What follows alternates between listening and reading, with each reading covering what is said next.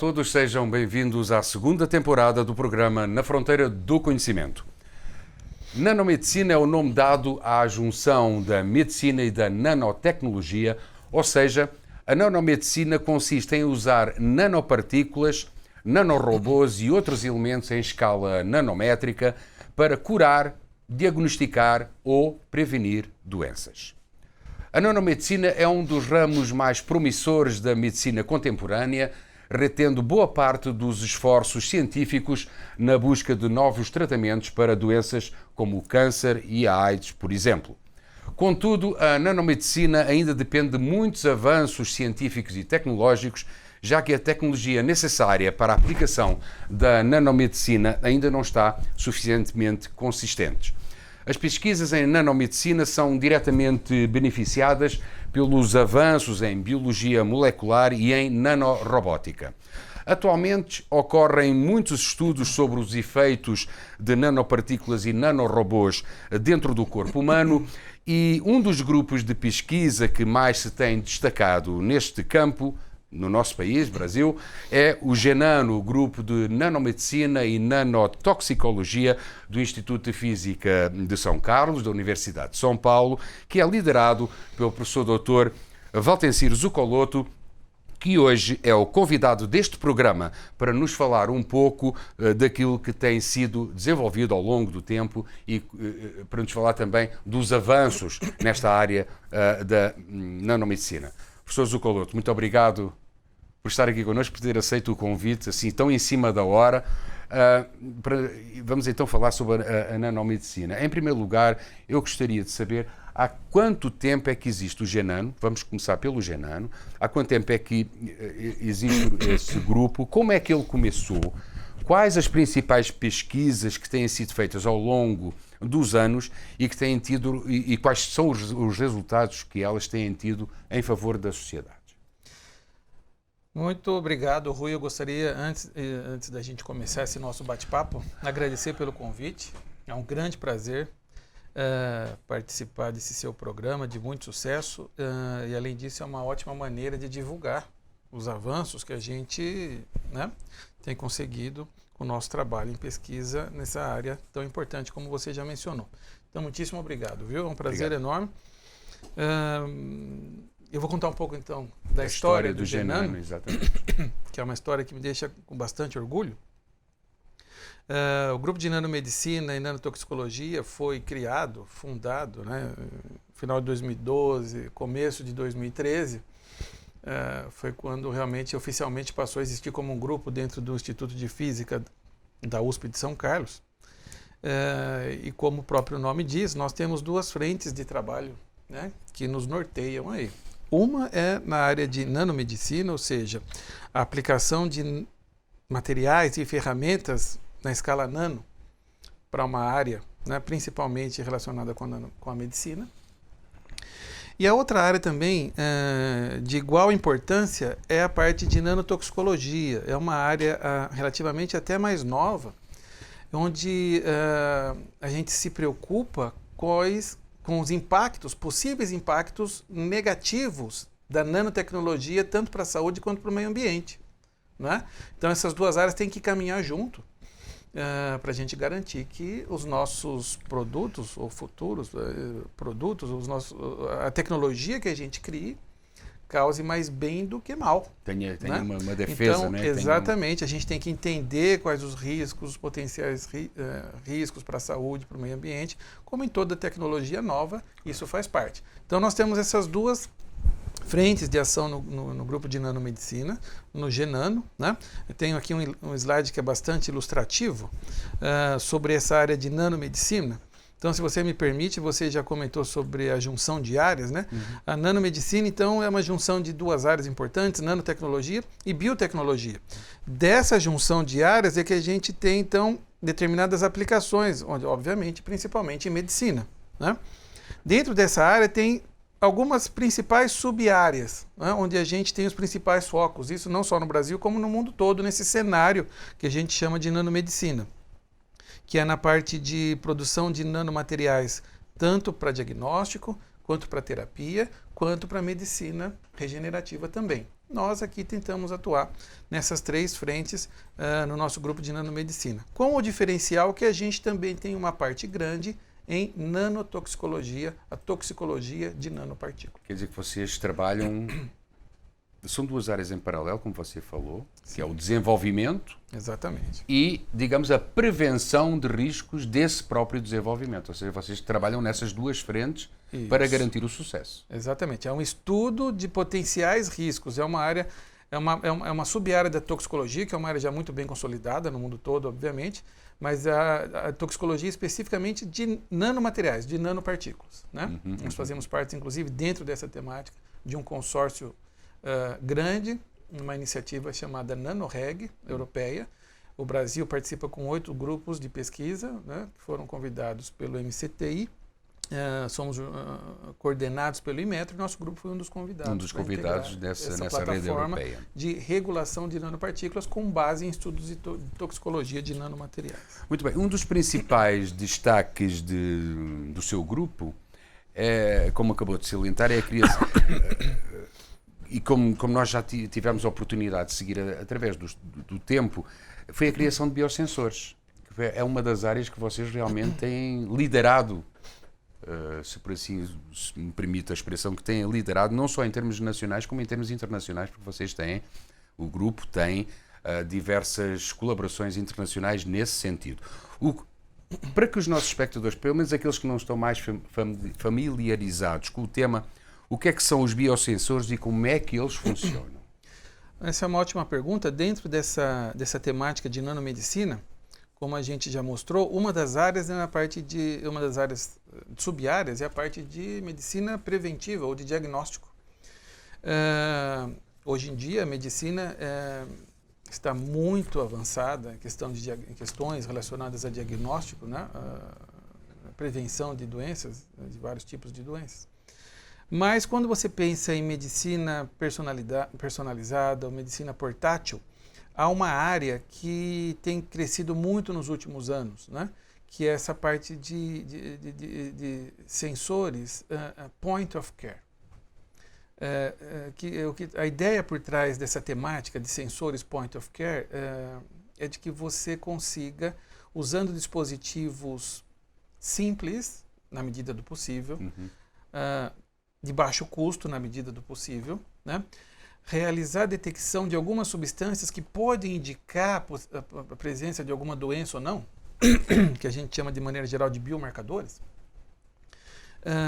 através desses dispositivos simples, né? Isso que a gente então chama de biosensores. Então, biosensores faz parte é um objeto de estudo de uma ciência analítica, já principalmente da química e bioquímica analítica, já consolidada, bem consolidada, né, há muitos anos. E o que a nanotecnologia fez nos últimos anos foi otimizar algumas desses dispositivos com a utilização de nanopartículas ou alguns nanomateriais que conseguem aumentar a eficiência da detecção dessas substâncias que são de interesse médico. Então, biosensores, a princípio, são dispositivos analíticos, né, integrados, né, que tentam transformar uma reação biológica em um sinal que a gente consiga medir, quantificar, analisar. Por exemplo, um sinal elétrico, um sinal óptico e assim por diante. O melhor exemplo de biosensor, o mais didático, é esse que a gente tem na farmácia hoje, que são os glicosímetros, aqueles aparelhinhos para medir a quantidade de açúcar no sangue, que os diabéticos usam muito. Sim. Onde você tem uma fita, essa fita é composta por um circuito elétrico ali. Há uma região onde tem uma molécula biológica, que é uma enzima, né? Glicose oxidase.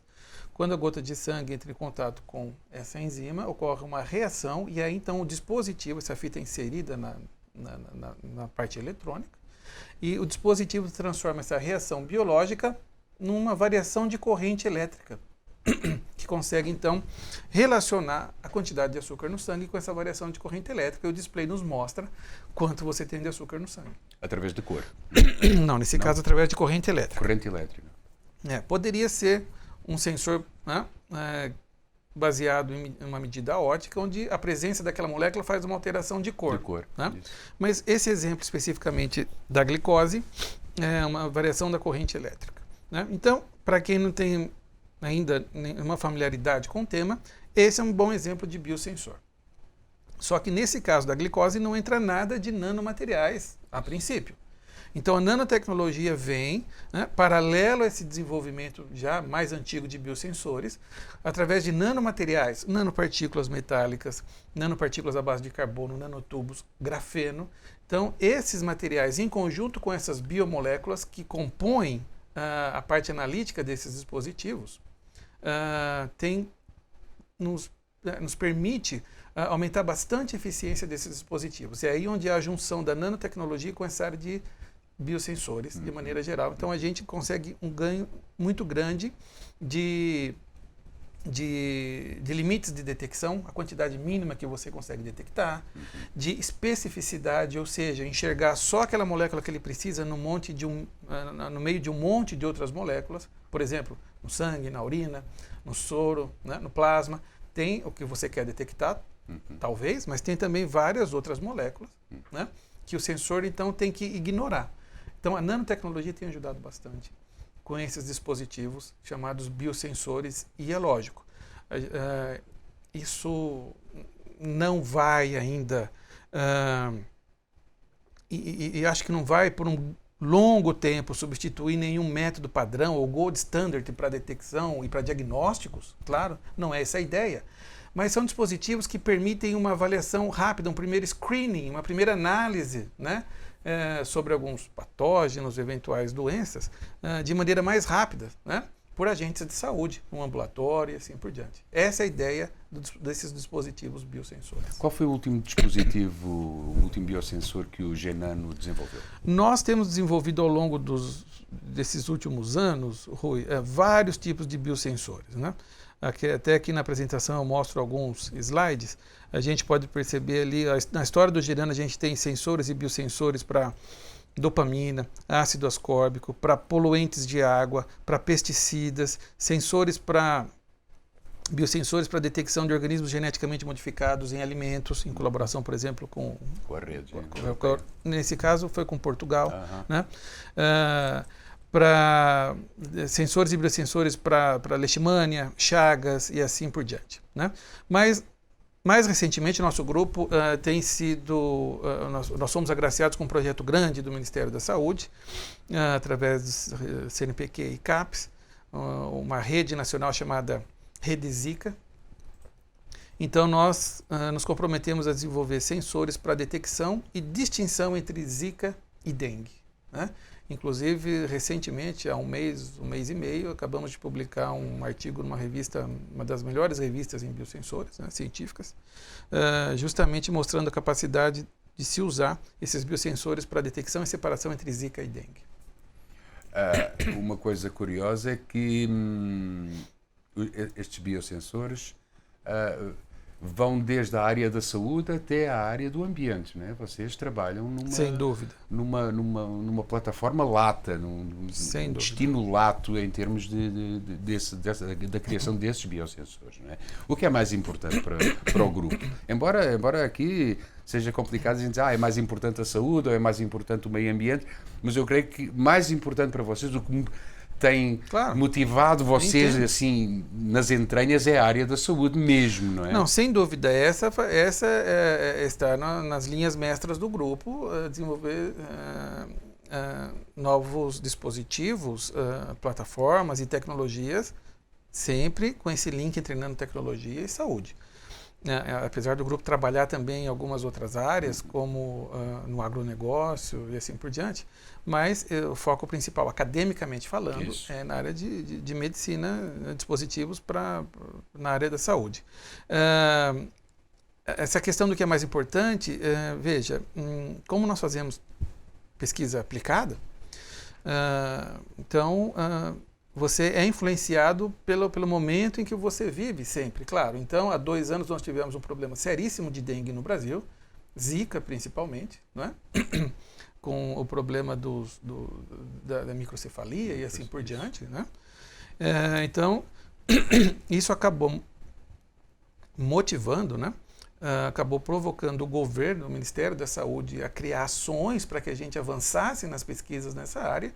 Uma dessas ações foram esses projetos e nosso grupo, como se encaixava perfeitamente nesse tipo de iniciativa, né, nós não perdemos tempo e conseguimos, né, aprovar um projeto grande nessa área. Então, essa foi uma motivação. Você consegue, tem uma pesquisa, né, aplicada, mas tem um lado social importante que o país vivia naquele momento. E vocês, né, respondem a esse chamado. Exatamente, né? É o que a gente pretende, né, o que a gente uma coisa bacana é que vocês, ao desenvolver os biosensores, vocês também têm em conta o impacto deles em termos económicos. Portanto, fazer um biosensor que seja de custo relativamente baixo. É isso? Essa é a ideia. Sempre que se fala em biosensores, a ideia já está mais ou menos embutido que seja um dispositivo de relativamente fácil operação, né?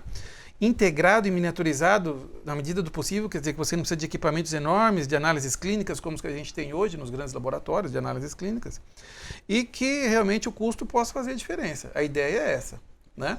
Essa questão de custo, o que é barato, o que não é sempre relativo, né? Mas o que está permeando essa questão de biosensor, quando se fala em biosensores, sempre tem essas ideias como pano de fundo. Muito bem. Recentemente o grupo do professor Zucoloto concluiu um trabalho em nanomedicina, nomeadamente contra o câncer, utilizando uma membrana celular como matéria-prima para a fabricação de nanocápsulas para entrega de terapia em células tumorais. Segundo a publicação que foi feita, uma publicação internacional, esse foi um grande passo na área da nanomedicina, atendendo a que até aí o normal era criar cápsulas feitas com outros materiais, por exemplo, materiais como, por exemplo, os polímeros, os lipídios, cerâmicas, etc. Professor Zucoloto, me explique como é que foi feita essa pesquisa e quais foram os seus resultados. Claro. Esse é um trabalho bastante recente, é um trabalho que foi publicado recentemente, mas é um trabalho que já vem sido realizado há muito tempo. E a principal agente desse trabalho é a doutora Valéria Marangoni, minha ex-aluna de doutorado, né? Então, esse trabalho é fruto da tese de doutorado dessa aluna, que é uma brilhante cientista, diga-se de passagem, né? Então, nessa área de nanomedicina, Rui, é interessante notar que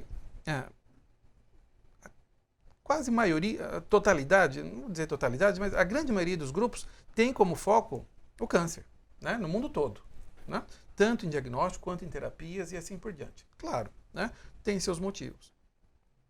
Então, a gente também já tem trabalhado com temas nessa área, voltado à temática do câncer, mas a principal novidade no Brasil, principalmente, desse trabalho, não é especificamente a aplicação em si no câncer, que a aplicação em si não é nova, a técnica não é nova, mas o que é novo, e até onde a gente sabe nós somos os pioneiros no Brasil, é o veículo que leva esses nanomateriais até as células. Então, a novidade, o que é de mais novo, não é novidade porque nós não fomos os primeiros no mundo, né? Mas no Brasil eu creio que sim, nosso grupo é um dos poucos que trabalham com essa área, é o material que a gente usou para construir a cápsula, a nanocápsula que leva o fármaco ou que leva o material ativo até as células de câncer, que a ideia seja destruir essas células de câncer. Então, como você mesmo comentou, tradicionalmente, nanopartículas para carregar alguma coisa, o termo que a gente usa é carrear, né? Importado um pouquinho do inglês aí, são feitas à base de lipídios ou fosfolipídios, lipossomos, são feitos com materiais poliméricos que podem ser biodegradáveis, né? Polímeros naturais, quitosana tem sido bastante utilizado, alguns materiais cerâmicos, sílica mesoporosa, que nosso grupo também trabalha e atua na produção dessas nanopartículas com muita ênfase. Eu tenho hoje muitos alunos de doutorado e pós-doc trabalhando em todos esses materiais. Mas a novidade é que a gente usou um material biológico, a membrana da própria célula tumoral. Então isso é engenharia de material biológico. A gente cultiva essas células, no futuro pode até se pensar em que essas células possam vir da biópsia, né? Mas não foi o que a gente fez. A gente usou células de cultivo, normais ou cancerosas, né? Então você coleta essas células faz um processamento, extrai a membrana, tira todo o material genético, fica só com o material da membrana, e essa membrana então é reprocessada na forma de nanocápsulas, né? Com dimensões muito menores do que uma célula convencional, quase 1000 vezes menor do que o tamanho de uma célula. Essa cápsula então é que vai ser o veículo para que a gente consiga levar um fármaco, um quimioterápico acoplado nessa cápsula, ou um nanomaterial, que foi o caso dessa pesquisa publicada também, que responda a um estímulo externo. Nesse caso era um nanobastão de ouro que respondia à luz, aquecia, então promovia o que a gente chama de hipertermia e que leva as células cancerosas à morte, né? Por apoptose principalmente. Então a novidade, o que há de mais interessante nesse trabalho é essa engenharia da nanocápsula construída a partir da membrana celular. Então você une aí a biologia celular com a nanotecnologia, né, criando esse veículo na escala nanométrica. Então, peraí, deixa ver se eu entendi. Ver se eu entendi essa engenharia. Vocês recortam a membrana e preenchem o núcleo com algo, é isso? Não exatamente. O que a gente faz é, a partir das células, né, cultivadas em nosso laboratório, a gente faz então um tratamento para isolar a membrana. A gente tira o que está dentro da célula e descarta. Certo. E retira só a membrana. Isso, né, é feito por processos de ultracentrifugação, mas acho que não vem ao caso agora esses detalhes. Depois então a gente fica com essas membranas, né, isoladas. Essas membranas agora passam por uma etapa de processamento, mais de uma maneira de transformá-las na forma de cápsulas, de nanopartículas. Certo. Pode ser através de sonicação, ou o que a gente tem feito, basicamente, é através de um processo chamado extrusão. Você força a passagem dessa membrana por orifícios muito pequenininhos, e ela, então, tendem a adquirir a forma do orifício ali, né? Você, então, cria partículas com um tamanho mais ou menos controlado. Então, você tem uma cápsula, Rui, feita como se fosse uma bola. Imagina uma bola de plástico, né? Sim. Você tem, então, a membrana seria o material da bola e dentro você tem um espaço livre, a princípio. Nesse caso, a gente tem lá água, né? Entendi.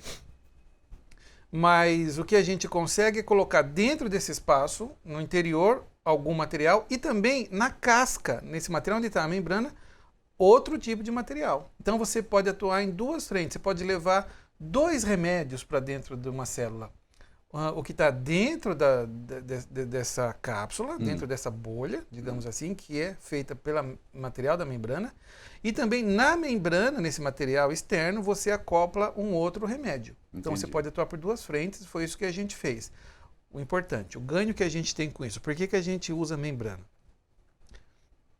Há vários estudos já antigos, relativamente antigos na medicina, mostrando que você tem um conceito chamado de adesão homóloga, né?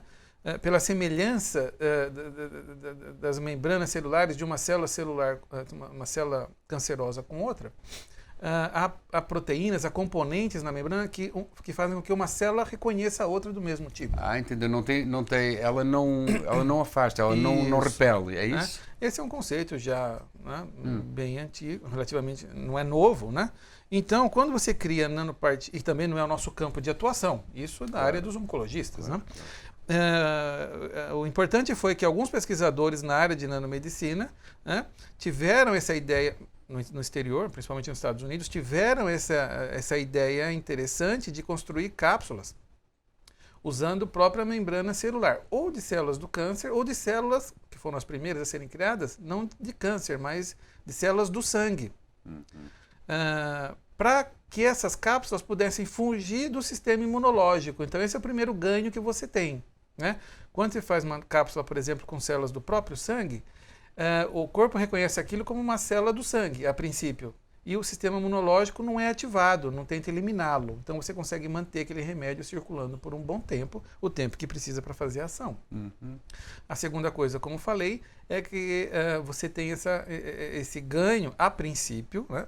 Cada caso tem que ser estudado, mas a princípio você tem essa maior facilidade da cápsula feita com a própria membrana da célula cancerosa chegar à célula cancerosa, ao tumor, e né, ali interagir com a membrana dessa célula e entregar o que deve ser entregue, né? Entregar dentro desse tumor, dentro dessa célula, um fármaco ou um nanomaterial, como foi o nosso caso. E onde é que entra a luz, o aquecimento? Isso. Onde é que, Aí é por isso que eu te falei que a gente atuou em duas frentes, esse sistema, né? Então, primeiro o que a gente fez foi, na membrana que compõe essa nanocápsula, a gente inseriu um quimioterápico, que é a beta-lapachona, que é ativado, né, e se torna tóxico uma vez que ele adentra as células cancerosas, principalmente no interior das células cancerosas. Então, é um quimioterápico, você tem uma função química para matar células. Essas cápsulas, Rui, elas levavam dentro um nanomaterial, uma nanopartícula de ouro, só que não uma nanopartícula esférica, um bastãozinho, um pouquinho mais compridinho. Esses nanobastões, como a gente chama, eles têm a capacidade de absorver luz numa determinada cor de luz, né? E aquecem. Então, eles foram projetados para absorver luz no infravermelho, né? Por exemplo, o nosso olho humano não consegue detectar. Dependendo da região do infravermelho, mas essa luz infravermelho consegue passar por uma determinada profundidade pelos tecidos, né, da pele e assim por diante. Por isso que é muito usado em terapia o infravermelho, né? Então, essa nanocápsula levava esses nanobastões para dentro da célula, a gente irradiou com essa luz do infravermelho, né? Os nanobastões que estão lá dentro aquecem e promove o que a gente chama de hipertermia, um aquecimento ali entre 42 e 48 graus Celsius mais ou menos, localizado, e que induz morte celular, né? A hipertermia também já é mais conhecida, então o conceito não é novo, né? Inclusive a hipertermia assistida por nanopartículas, né? O que a gente fez foi combinar tecnologias que já existiam dentro dessa roupagem, né, bem mais recente, que são as nanocápsulas feitas a partir de membranas celulares. Então isso é manipulação, é engenharia de nanomateriais usando aí um biomaterial, né? Engenharia na nanoescala usando biomoléculas que vêm das células. Fica difícil imaginar como é que se pode fazer uma coisa dessa. Quer dizer, para o É cidadão muito comum, interessante, fica... e é por isso que eu admiro muito meus alunos, o meu grupo de pesquisa, porque todos têm muita disposição, e só com a competência desses alunos mesmo, e pós-docs, que a gente consegue ter esse tipo de avanço. Professor Zuccolor, de que forma é que a nanotecnologia gera impactos positivos para a economia? Estamos falando da nanotecnologia. Olha, Rui, essa pergunta é muito interessante e eu não tenho os números totalmente atualizados, mas quando se fala em nanotecnologia e seus impactos na economia, se fala aí para 2025, 2030 em cifras enormes, talvez, bilhões de dólares, né? Na medicina, mas isso englobando, lógico, todos os aspectos da nanotecnologia, claro. Todas as áreas que ela abrange, seja em novos materiais para energias renováveis, células fotovoltaicas e assim por diante, seja em área relacionadas com agricultura e alimentos, né, e na saúde, né, que são os tripés, que formam esse tripé, né, que balizam as pesquisas aí, digamos, os principais interesses, né, em questão de desafios para a humanidade, né? Energia, alimento e saúde. Nanotecnologia atua em todas essas áreas e as perspectivas para a área econômica são muito boas. A gente já tem um número enorme de produtos à base de nanotecnologia no mercado, um número grande de empresas desenvolvendo nanomateriais no Brasil e no mundo todo. Então já se está empregando muita gente e os impactos vão ser os melhores possíveis, com certeza. Muito bem, nós estamos quase na reta final do nosso programa, mas eu tenho que fazer esta pergunta para encerrarmos este nosso papo, que é assim, a nanomedicina, ela pode de alguma forma vir a substituir no futuro da medicina tradicional? Olha, essa é uma pergunta muito difícil de ser respondida, mas eu acho que para todos que trabalham nessa interface, Rui, de nanotecnologia com medicina, não é esse objetivo de substituição. Eventualmente até pode, algum sistema de diagnóstico que seja mais rápido, mas ninguém pensa em questões de substituição. A gente pensa em novas alternativas, né, para tornar mais eficientes os métodos que já vêm sendo desenvolvidos na medicina tradicional, digamos assim, né? Isso tanto em diagnóstico quanto em terapia. Mas se você pensar como a maioria dos grandes grupos que trabalham em áreas médicas sempre mencionam, né, a medicina para o futuro como uma medicina cada vez mais personalizada, cada vez mais portátil, cada vez mais preventiva, digamos assim, e também mais precisa, 4 Ps, né? A nanotecnologia pode e vai ajudar muito, né? Com dispositivos mais portáteis, menores, personalizados. Esse exemplo de usar a membrana de uma célula que pode vir do paciente é um exemplo de medicina personalizada, claro. Não é? Um fármaco desenhado para aquele paciente, isso. Né?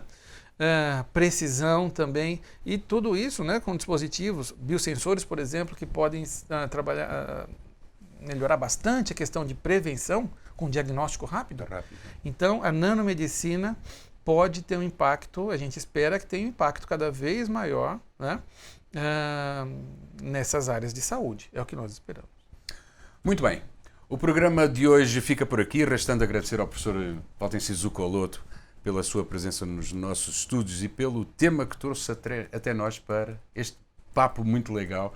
Pelo menos ficámos a conhecer um pouco mais o que é realmente a nanotecnologia, ou uma das áreas da nanotecnologia que foi aqui devidamente explicada pelo nosso convidado. Brás José Muniz, Anderson Muniz e Marcelo Firmino constituíram a equipe de produção que levou até você este programa. Próxima semana estaremos de volta com mais um tema. De São Carlos, Rui Sintra.